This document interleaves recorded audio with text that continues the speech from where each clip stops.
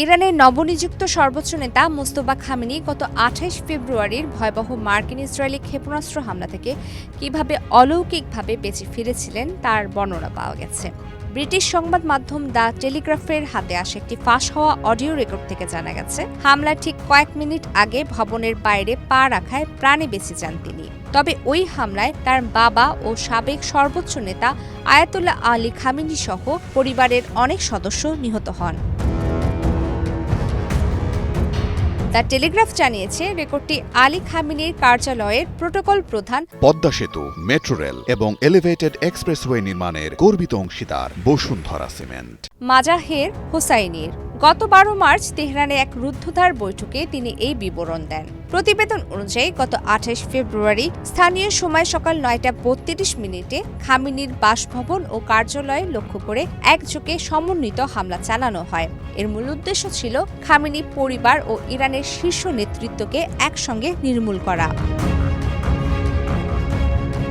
Hosseini জানান, ৫৬ বছর বয়সী মোস্তফা খামেনি কোনো এক কাজে হামলার ঠিক আগ মুহূর্তে বাড়ির উঠানে নেমেছিলেন। কাজ শেষে যখন তিনি সিঁড়ি দিয়ে উপরে উঠছিলেন, ঠিক তখনই ভবনটিতে ক্ষেপণাস্ত্র আঘাত হানে।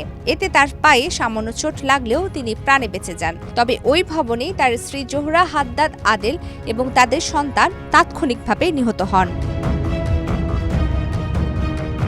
অডিও রেকর্ডে হামলার যে বীভৎস বর্ণনা পাওয়া গেছে তা রীতিমতো শিউরে ওঠার মতো। হোসেইনি জানান, হামলাটি এতটাই শক্তিশালী ছিল যে ইরানের সামরিক প্রধান মোহাম্মদ সিরাজের দেহ ছিন্ন ভিন্ন হয়ে যায়। তাকে শনাক্ত করার মতো অবশিষ্ট ছিল কেবল কয়েক কেজি মাংসের স্তূপ। এছাড়া আলী খামেনির জামাতা মেসবাহ আল হুদা বাঘেরি কানিকে পাওয়া যায় দ্বিখণ্ডিত মস্তকসহ। আলী খামেনির অন্য ছেলে মোস্তফা খামেনিও হামলার সময় কাছাকাছি ছিলেন, তবে তিনি ও তার স্ত্রী রক্ষা পান। বিবরণ অনুযায়ী খামেনি পরিবারের আবাসনসহ পুরো কার্যালয় কমপ্লেক্সের একাধিক স্থানে একযোগে ক্ষেপণাস্ত্র আঘাত এনেছিল, যার ফলে ইরান সরকারের শীর্ষ পর্যায়ের অপূরণীয় ক্ষতি হয়। প্রমিতি কিবরে ইসলাম, বাংলাদেশ প্রতিদিন।